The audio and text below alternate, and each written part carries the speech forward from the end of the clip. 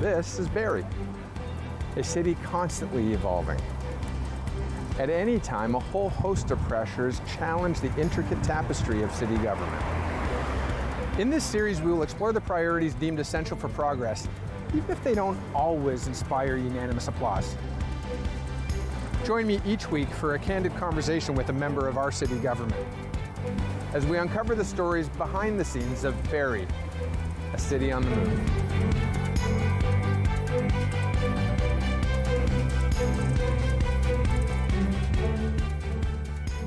Welcome to Barrie, City on the Move. I'm Arif Khan, and it's my pleasure to join you wherever you're receiving this content, whether it's on cable, online, on YouTube. I'm just glad you've tuned in, so thank you.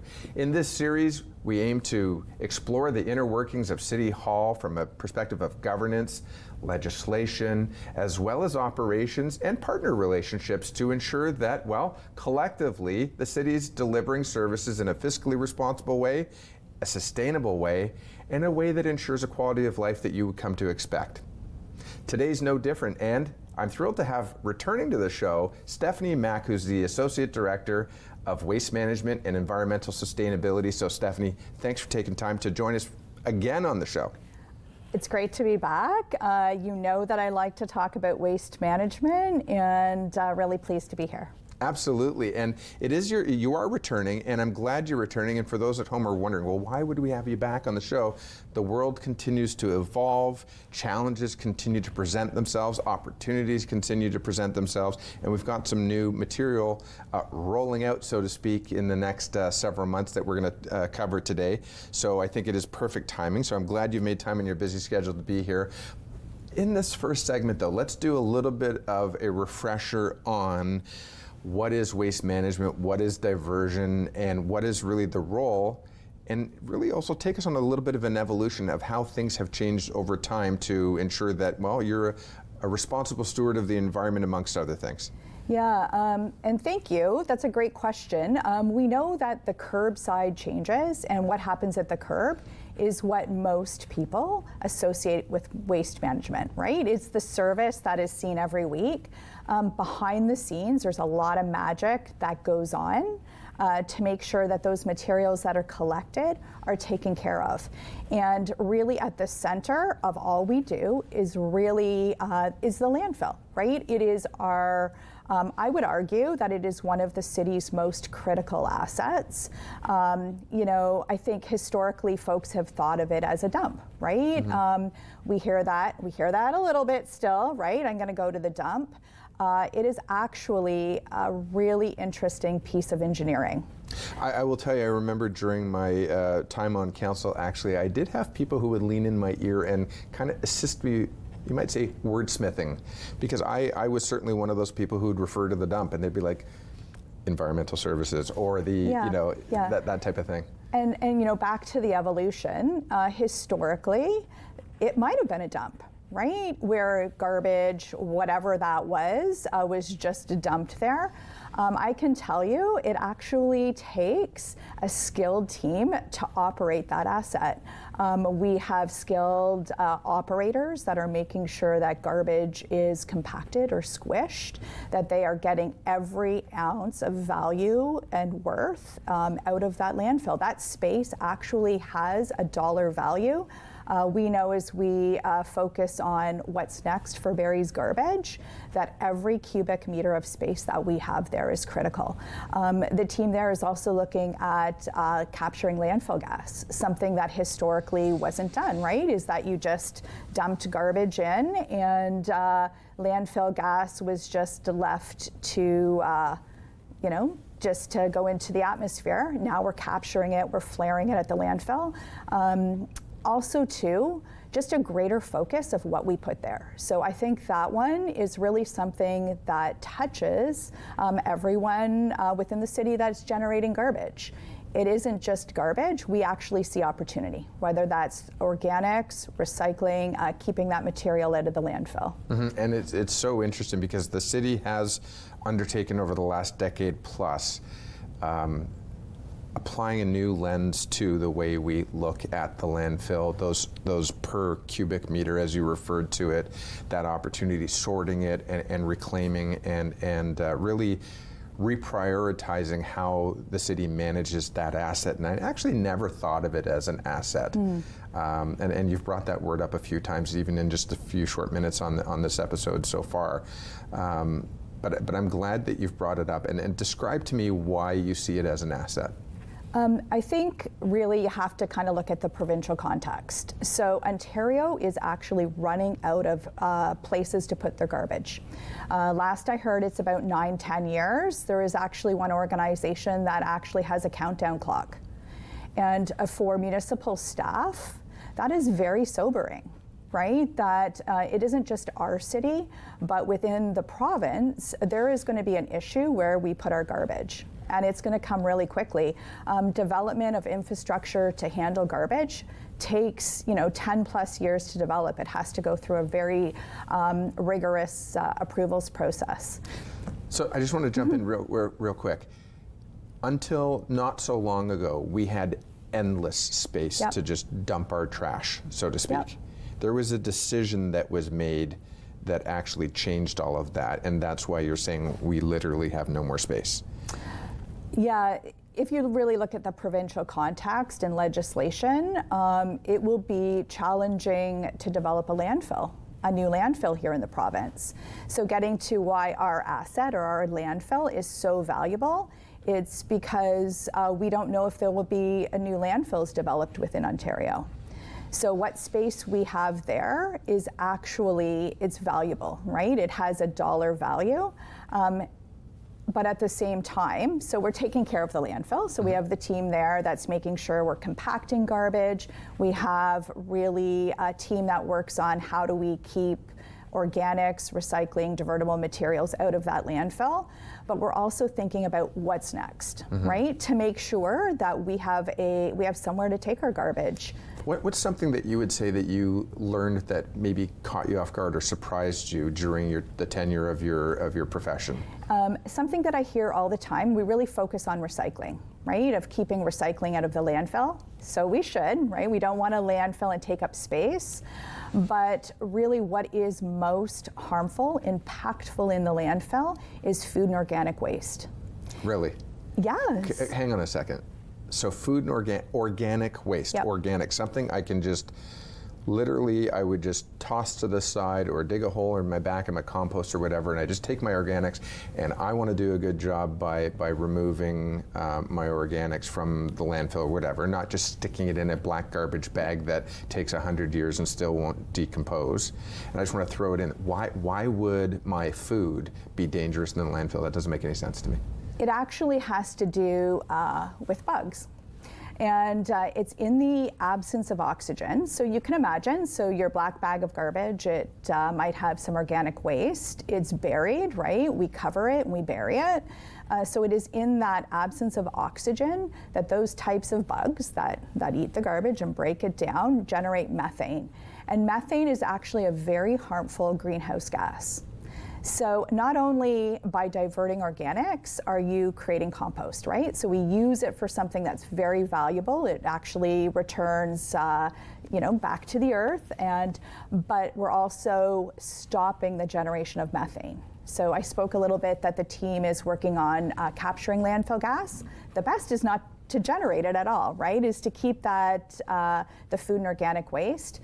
Extending that is how can we perhaps use that food waste, right? And minimizing food waste. Is there, we've seen organizations that are really trying to keep it out of the waste stream altogether. Like there's so many great conversations on keeping not only the why, keeping food and organic waste out of the landfill, but how can we actually stop generating waste?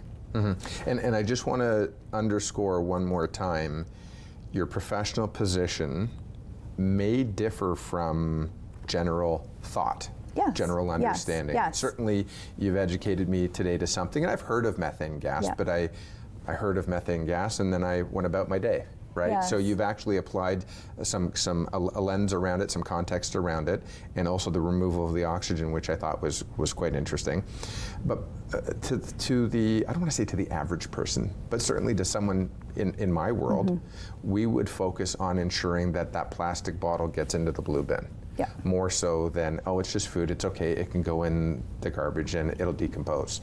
So your professional position is that that the methane gas and the organics is more harmful to the environment and to the landfill than a bottle, potentially a bottle. I'm not telling you if you have to choose, throw all the bottles you can into the landfill, but I'm saying specifically in terms of harm, at a harm score, the organics is more dangerous. Yeah, so I'm glad that you clarified, right? We don't want to see recycling or anything that we can use again thrown out, right? That is really a very simple waste principle, right? So if we can use the plastic from a water bottle again, let's keep it out of the landfill, let's recycle it. But if you were to look at how materials break down, I have seen, really interesting when you go and look at a landfill being dug up, a historic landfill. It's fascinating, right? What's there, what breaks down? You'll see newspaper like it was years ago. You'll see, I recall at a historical landfill dig, seeing spiral bindings, a plastic, look just as good as probably the day that they put it in the landfill. It's taking up space, that's not good. But it's not breaking down like food and organic waste does. And really, we need to be keeping that organic material out of the landfill, absolutely. Interesting. Now, just before we go to the break, if there was there's a statement that says something along the lines of failure is a great teacher, right? You don't learn necessarily from your successes, you learn from your failures. Collectively across Ontario, unless you have a Barrie specific story, is there a failure that was sort of a moment that changed everything that we're learning about? I know you're talking about the gases, obviously. Is there something else that we thought, on principle, we thought we were doing something that was virtuous, but it turned out to actually be maybe not as good as we thought? That's a really interesting question. I have to tell you, I've had a discussion with a colleague in water, actually, talking about Walkerton. And has waste management had their Walkerton, right? Walkerton really was a pivotal moment for those in the water business, so to speak. I would say in waste management, we haven't had a Walkerton moment, which has been a little bit challenging, right? That people don't see, right? Our community doesn't see that, what we're doing at the curb is actually harmful to the environment. When we have the tools, right? We provide, the green cart or, the green bin for diversion. But keep that material, to keep putting it in the garbage, it's actually impactful on the environment. Not that, you don't want to have a terrible moment like that in our business, but getting that message out, even being here to talk about it, I think is going to be really important to greater change within waste management. Certainly agree with you, and I understand where you're coming from. Water had Walkerton. I think even when it comes to propane, we had Sunrise Propane down in Toronto. That was a massive ball of fire that that really caught our eyes around protection, environmental protection, safety, et cetera. So obviously we don't necessarily want the Walkerton equivalent, but I'm taking this away as if there was a moment that caught people's attention, that there's been TV shows and series called Scared Straight and things like that that actually got us to pay attention and change our behavior. Yeah. I think it could come as Ontario's capacity to manage garbage wanes down. Well, right? with that in mind, we touched obviously on the organics, we touched on the finite capacity of a landfill, we touched on recycling, and I think we need to explore that a little bit more because recycling has been something that's been on the minds of people. Let's talk about some of the pros, some of the cons, and what we're learning about recycling. When we come back from the break, more from Stephanie Mack, who's the Associate Director of Waste Management and Environmental Sustainability. I can't believe I got that. From the City of Barrie. We'll be right back after this break.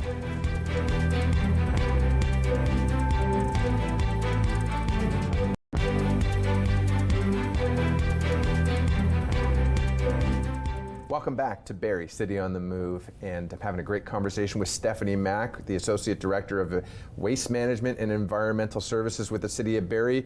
And before the break, we were talking about something that I don't think, if I was to hazard a guess, is top of mind for everybody when they think about the dump, when they think about creating waste and household waste, and when we think about sort of once it's at the curb, what happens? I mean, sort of out of sight, out of mind, and I think this today's message is worth it. Just with that first segment, learning about the little known factor, the dangers associated with.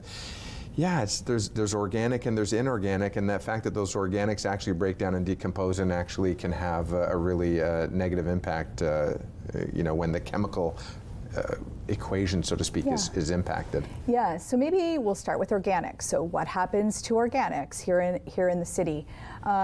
So the green bin is picked up. We want to see more of those out there. That's a little bit of a commercial for more organics at the curb.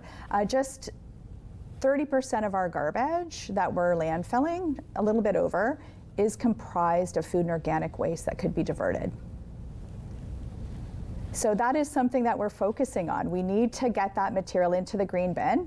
It is collected, it is transferred. Transferred means that it's dropped into essentially a pile. It's loaded up into trucks, and it takes a journey to Arthur, where it is composted. So composted, there's a couple of ways that in our business we look after what's called source separated organics, but it is composted right there in Arthur and then used as a soil amendment. It's a great story, right? That we look after that material, it is absolutely diverted, and it's sent and shows up back. So let me ask you this. There's actually an opportunity in this, is what I'm hearing as well, though. There's an opportunity, and what happens with the organics? There are people who actually will pay for the byproduct.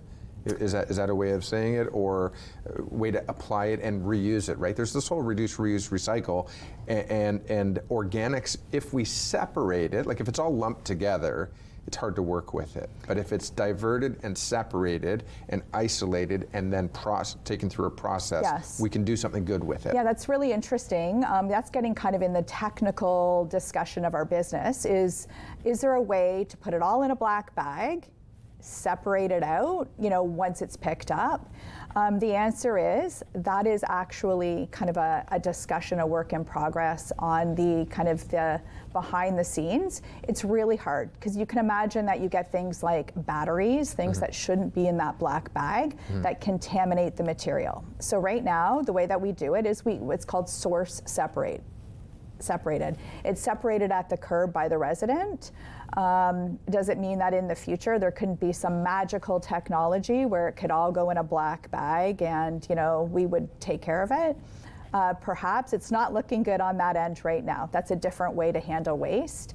We get the best results when it's separated at the curb. So organics is just a great story. One thing we didn't talk about is that it ties into climate change. We know that methane is a greenhouse gas, and it is something very simple that every property owner, every family can do to address climate change. I say that to my kids, right? That it is something that we can do, right? It's a small thing. It seems like a small thing, but collectively it adds up across the city if everybody were to use their green cart. I think that traditionally, to some who haven't done the exploration, haven't done the research, there was an interchangeability between the term climate change, which really kind of came second, to global warming. And I think people quite innocently blended the two together.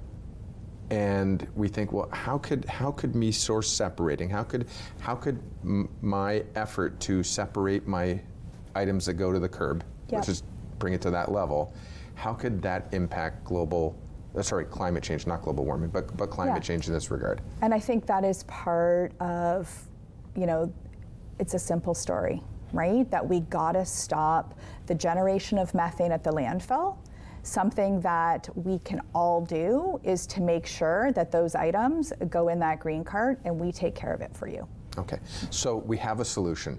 Yep. And that is a viable, easy enough to execute upon solution is remove your organics from the general landfill, and then they get processed, and then they get turned into a byproduct. What did you say? Yeah, it was? like a soil amendment. Yeah.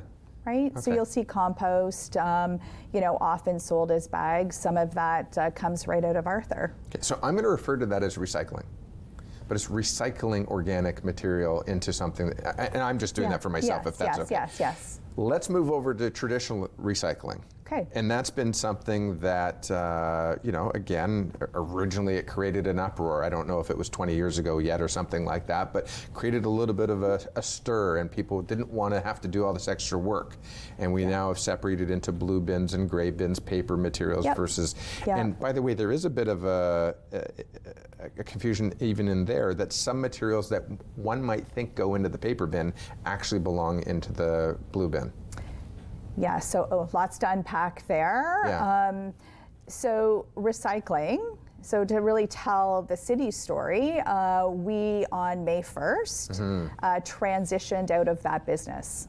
The residential side. We'll talk about the business a little bit later, but there is an Ontario regulation called the Blue Box Regulation that is working essentially to transition all Ontario municipalities to the new world. And the new world is that an organization called Circular Materials, or Circular Materials Ontario, is what is called, their title officially is the Collection System Administrator for the province.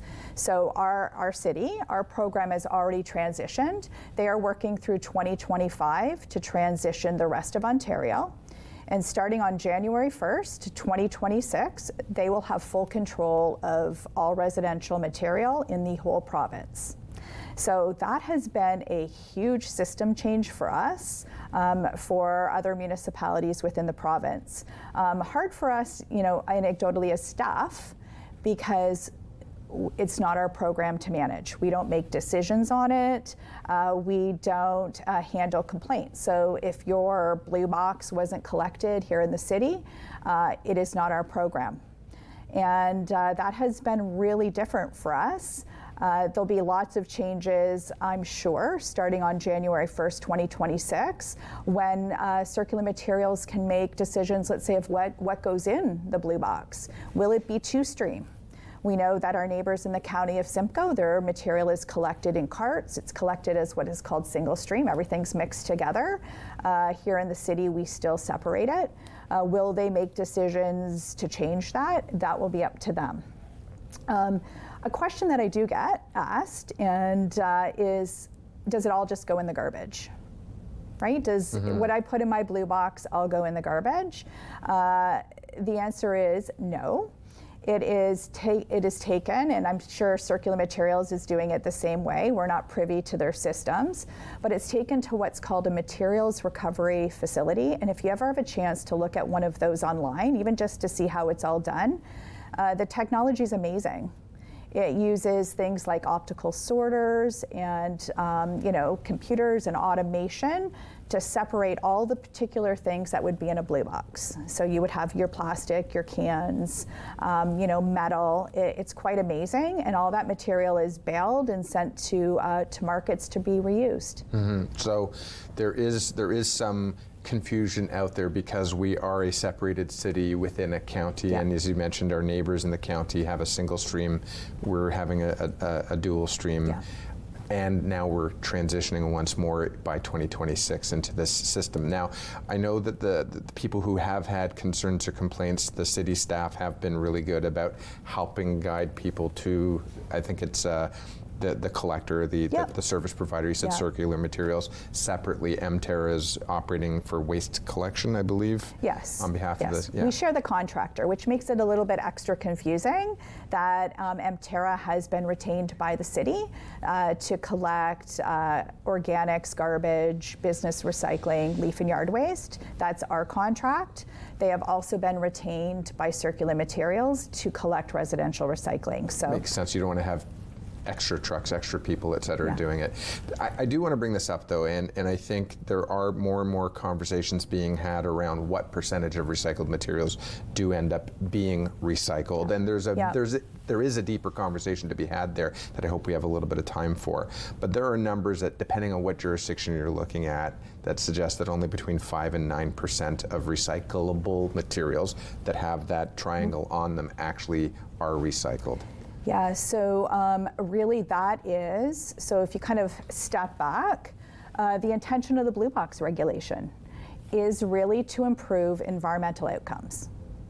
And that this is the hope, is that once producers, so essentially for those companies that are putting, plastic into the marketplace, packaging, they're now financially responsible for that. And it will lead to innovation, right? So if you need to reduce packaging to save on your obligation, as outlined in the Blue Box regulation, we're going to see some changes. And I would encourage folks to start looking around to see packaging change, and that is really essentially the outcome of the Blue Box regulation. Mm-hmm. So this isn't necessarily the Walkerton moment, but it is going to force people to think differently, and whether that's looking at hemp-based product or I don't know if it's cane sugar in terms of instead of plastic straws. We saw cardboard straws. Cardboard straws obviously get soggy in your drink if they're sitting there too long, but it has forced that conversation to take shape in terms of how we can either differently manufacture or differently package. Yeah, and even things like return to retail. Right? You'll see, I've seen a few boxes asking you to return your packaging there. Makeup, there was one I recently saw for makeup. Return your packaging to the store. That is all the outcome of as companies try to shift to the new world under the Blue Box regulation.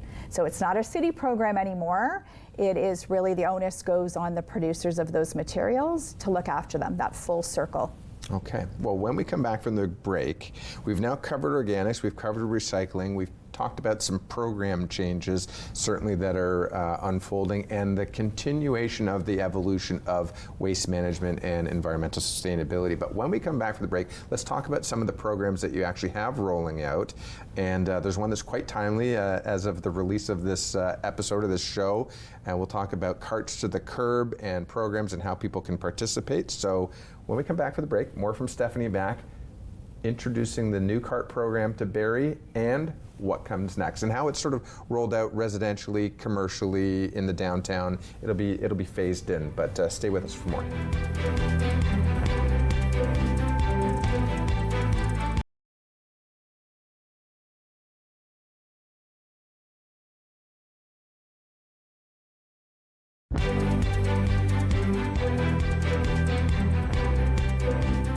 Welcome back to Barrie City on the Move. Stephanie Mack from Waste Management and Environmental Sustainability and I are having a conversation around, well, just that, the landfill and organics and recycling and things that we've learned and along the way, how to improve it. And one of those things that actually comes to mind is, as a consumer of materials, as a producer of waste myself, you kind of wonder, well, if the system's not broken, why are we changing it? Why are we constantly, I just got used to doing this, why are we changing it all the time? And we're about to introduce a new change right here in the city of Barrie. The county has already introduced that change, and it is the fact that we have new bins that are rolling out to the curb in September, and we're just sort of preparing right now, getting those orders straight. Why? Why would we be changing up something that we just got used to? That is an important question, and one that we get because we know that this is an impactful change. There's no doubt about it. Really, automated cart collection is something that we're seeing across this entire sector. The waste companies, it seems to be their preferred method to collect waste. And if you look at the why, it really is the protection of their drivers. Throwing garbage is a really hard job. And so what this does, automated collection, it allows that automated arm to do all the work, right? The driver is sitting in the cab. They are safe, they're warm, they will rarely get out unless, we have, an extra bag of garbage, but it really does lead. Another interesting thing is that it diversifies their ability to get drivers. We might have a driver that can now stay in that type of work for longer because it's removed that physical nature of the collection. I can tell you, we won't be the last city to go to automated collection. I am hearing from colleagues throughout the province that as they go to procurement for new contracts, this is what they're hearing also from this sector. I just want to just pause a moment on this conversation because I am absolutely positive that somebody out there is probably rolling their eyes going, come on. But if you actually stop and think about it, the impact of, how many households do we have in Barrie? It was over 55,000, but I don't actually know what the number is. So for us, we look at about, let's say, 50,000 as a round number for servicing. So 50,000 homes weekly, and these are drivers, these are operators that are going out every single day, and they are doing a motion. And that motion, it's up to them to be fit, and it's up to them to make sure that they exercise, they eat well, they protect themselves. Mm-hmm. I'm sure there's maybe a waist belt or something that can assist them with lifting. But over the years, even those devices and those assistive devices have evolved. But if we actually look at it from a numbers and a dollars and cents perspective, WSIB has become such a major component and a cost driver to the city's budget, to police service budgets, to every single budget you can think of. WSIB, time off work, where we still have to compensate the individual for the injury that they incurred while on the job, but then we still have to get the waste collected. So I'm just thinking about this. Still there's going to be somebody to drive the truck around, but the automation of the tool can diminish. Sure, there's a price to pay for it. I'm sure we're going to pay for the equipment, but the impact that we'll have on reducing days off work and the price that taxpayers pay and the municipality pays to WSIB. And retaining drivers. And I don't know if you recall, but the county went through a really challenging time with curbside collection a few years ago before they went to automated collection, in that there wasn't enough drivers to do the work. Well, there are some jobs, there are some roles that historically society has looked at as, that's a young person's job. Yep. Tell the person who's in the role who's got to put a roof over their head, feed their family, et cetera. So now what I'm hearing is, I don't know if you know what the average lifespan or career tenure of someone in that role was, but whether it was 3 years, 5 years, or 25 years, I don't know. But now what you're basically saying is that this innovation, this evolution allows this employee to remain employed, do so in a safe manner, but also reduces the exposure to the city and to the taxpayer in terms of WSIB or to their contractor. Yeah, and that would be for us part of the contract cost, right? But to your point, for us, obviously, on the contract cost side of things, you have the cost for the trucks, you have the cost for the carts is all part of what we pay for curbside collection services. And that's also why I imagine we have longer contracts for some of the details. For example, whether it's public transit or waste collection, they're typically longer than a 2-year contract. Yeah, that's a good point. So. 7 to 10 years is what I'm accustomed to for the length of a curbside contract to amortize the life of that truck, right? You can see by the time you get to that 7 to 10 year period, a truck is ready to be retired. Sure. They take a lot of use and abuse over the term of a contract. Now, this isn't just related though to this job sector. We see this across the board. We see automation across the board, whether it's self-checkouts or the conveyor belt, even back in, whether it's the 70s or 80s, where the conveyor belt's moving the product through and bagging the groceries, et cetera. This is actually quite normal to see this. In fact, maybe it's a question of what took so long to actually automate this process. Yeah, and so we're not the first in the province. If you go to City of Toronto, City of Guelph, our neighbors in the County of Simcoe are utilizing automated collection.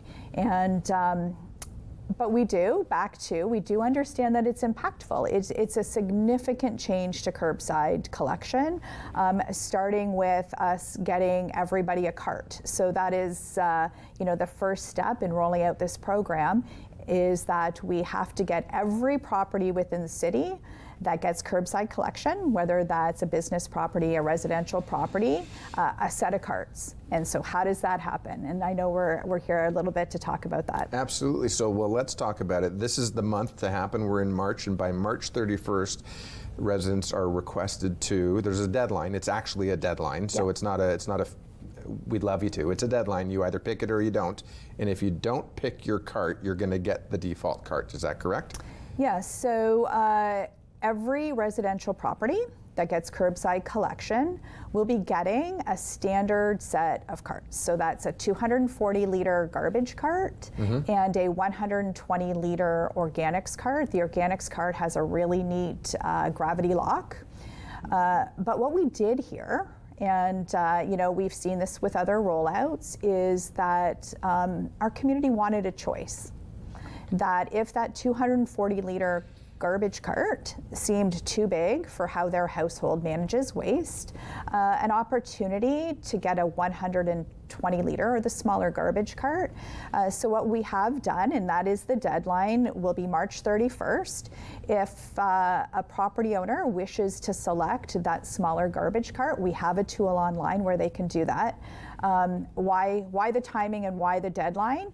We're going to lock in that order, and then our vendor or our contractor will get ready to prepare those carts starting for delivery. It's going to take the whole summer to get those delivered throughout the city.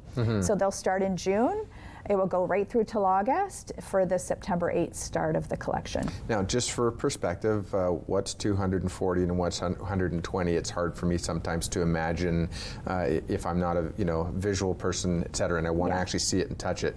Where can people go to see this? Because there is an opportunity for people to go and get a feel for it. And I do recommend that people do this. I mean, once you make your choice, you're making your choice. So. Absolutely. So we are hearing anecdotally that going to see them is very helpful, right? And so we have provided opportunity at all the city rec centers, the downtown library, City Hall, we have a really great display where residents can go and touch them, roll them around, open the lid, check the gravity lock to really test them out to see which garbage cart size would work for their household. So we can go and see them in person, touch them, feel them, get an idea, a sense for them. Also, we can go online though on the city's website, barrie.ca, and then / Barrie.ca / curbside collection changes. Okay. We have some really great information there, and we took the team out. We set up a standard, what is right now the standard setup. We then took a picture of it. We took a picture of the cart setup to really give some perspective on the size of that setup for those that are concerned that they may not have the storage space. So the dimensions of the carts are on there compared to a standard garbage can, which would be very what a lot of people would have right now. Okay, perfect. So now all of the fear and the frustration, the confusion, we put it at ease. You can go out and see it. You can touch it. You can get an idea for it. You've also done some schematics that show the footprint and the size. How does this fit in my single car garage or my double car garage or at the end of my driveway or et cetera? How's it going to store it? That's all been factored in, and people can see it in a variety of formats. We're in winter, and we've got a snowbank, and we've got a single car garage. What am I supposed to do? Yeah, so if I could maybe talk a little bit about snowbanks, we are having, I can tell you, a little bit of a challenge this winter with residents putting material up on snowbanks. It's actually a health and safety issue for drivers. I have seen, blue boxes in the middle of streets and toppled over in litter. Carts bags, cans, whatever the container, material does not belong on snowbanks. That is a message that I'm trying to say, that, you know, we manage waste, whether it's in carts, cans, however that container is, it should never be on the snowbanks. So if we could just maybe get residents to consider where they put that out, and then think about next year when we have the carts and what that looks like. Is it clearing a space, a little bit of a space on the boulevard? Is it changing the way that you configure, you know, where you park or how you back out? It should all be really how you manage waste right now. No different. It just is leaving the space between the carts will be the key thing. I can hear the voices in my head and the voices of the community, whether they're expressing concern or frustration, et cetera. I get it. It's not a perfect system. We do live in a climate that allows for every once in a while a really good blast of winter. But at the end of the day, as inconvenient as it is and as imperfect as the system is, there's a human out there. Yes, next season we will certainly be doing the automating. They won't be able to lift one of these 240-liter bins with a mechanical arm off of the top of a snowbank anyway. So just mindfulness and preparation, as frustrating as it is, and there is no place to put the snow either, we get it. But the message is, from a safety perspective, yeah, and you know, they may not get as significant of snowfall as us, you know, in the city of Toronto or in Guelph, but they do in the county of Simcoe. And you know, there are days that we understand will be challenging, but their carts have performed very well, you know, even up here north of the GTA.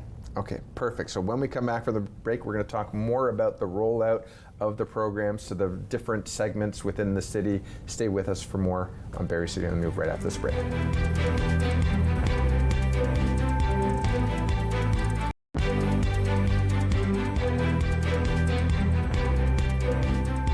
Welcome back to Barrie City on the Move, and in our last segment of this conversation regarding waste management and environmental sustainability, Stephanie and I are going to have a conversation around the rollout of the new program, of the CARTS program for both organics, for waste, and we got to talk about recycling as well.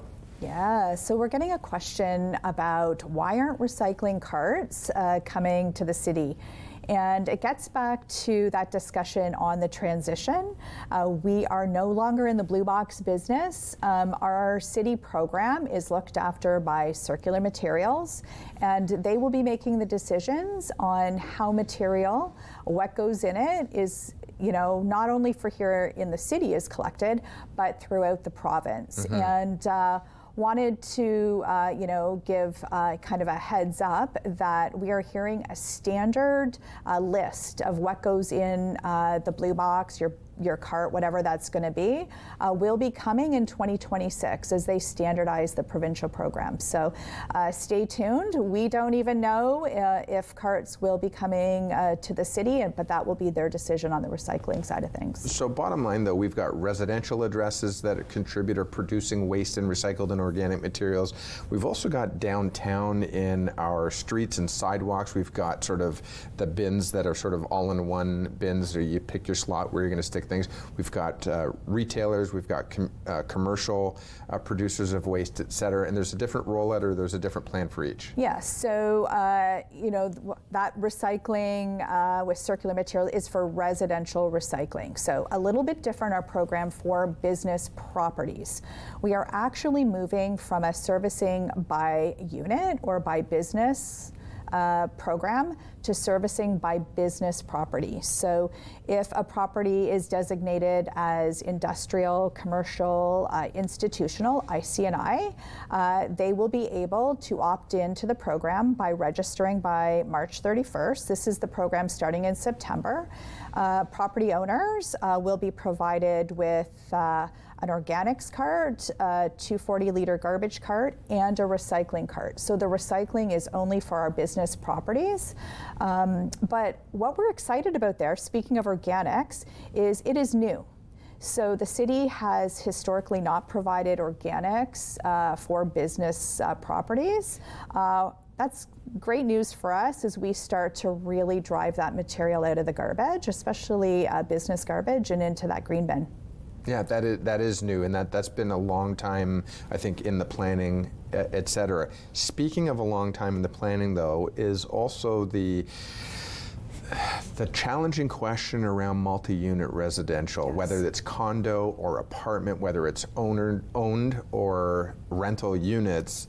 I mean, these are, it's pretty, I don't want to say it's easy, but it's certainly easier from a logistics perspective for individual households and residences to sort of adjust and adapt to the changes. But these buildings, these are large, put it this way, if it's over 6 units, it's a multi-unit commercial property. Or commercial residential property. And these are big, I mean, we're talking condos that take years to build and years to plan for. Talk to me about sort of addressing that challenge. Yes. So that's correct. So we see these really as 2 different programs. So properties up to 5 residential units are part of that CART rollout. So lots of information online about if you have a 5-unit property, how many sets of carts you get. Where it differs, though, is when you jump to that 6+ unit, you are part of the city's multi-residential program. And we've added some really interesting tools into our servicing toolbox. And the first is there may be opportunity to get a smaller multi-residential building, a 6 to 20 unit, as part of the CART program, which is great. It means they might not need a dumpster. And our team is here to work with those smaller multi-residential properties to determine what is the best tools that we can service them by. But at the same time, we are preparing for those larger buildings. My team is involved as part of the development review process to make sure we're considering that the infrastructure is there in the buildings to service them, with all the tools that we have to support diversion. Is there room for organics? Is there room for the recycling? That recycling piece is actually handled by circular materials, interestingly enough. They are responsible under that regulation to look after all residential units within the province, whether it be residential or multi-residential. I think it's worth stating, because you've mentioned it a few times and I'm understanding you, but at the same time, that could have gone over my head. This is not a business decision that the City of Barrie has made to sort of change up the program. This is actually provincially legislated. Absolutely. And this is all outlined in the Blue Box regulation. It was a multi-year rollout. The next vestige for that will be if you are in a building, let's say, that's multi-residential, and as a property owner or property manager, and you're saying we don't recycle currently, what are our options? We are waiting for news from the province on how that building could register to get circular materials to collect that recycling. So stay tuned on that. As we come to sort of wrap up this segment, there are a number of things that have been learned. One, how we did it 30 years ago isn't how we're going to continue to do it. 2, we've learned that methane gas and organic gas, and when organics are breaking down, are actually a significantly, measurably more harmful component or factor than previously thought. And certainly if you're weighing it, recyclables versus organics, certainly those organics are high on your radar. We're learning about that. We're learning about the evolution of how we treat humans and work injury and longevity, and has been hard to find talent, but as we automate, you could have people who are of different age and size and physical capability and gender and all these different things doing roles that were traditionally pretty much stigmatized, as you could almost picture who was picking up your collecting your trash. So we've got some opportunity there that we continue to learn. The other thing, though, is again, as we build these buildings are not here for 5 years, they're here for 50 to 100 years. The planning and development stage is critically important. You sit at that table, you provide insight to planning development for these larger, and we are as a nation going more and more towards higher density dwellings. Yeah, so for sure. So making sure that the physical nature of these developments really aids in whatever the future will bring in greater diversion. The second piece to that is that ongoing relationship between the city and those that live in these buildings, right? Because we want to make sure that they understand our programs. Is it promotion education?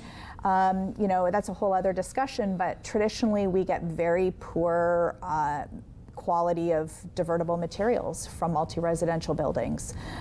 So there's also the changing composition of our waste as Barrie changes and we get more multi-residential developments online. All things that we're working on as we prepare for the future. Mm-hmm.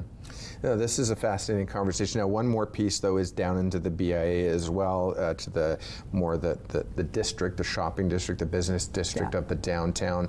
Uptake and participation there is also going to be staggered, or that relationship needs to be nurtured.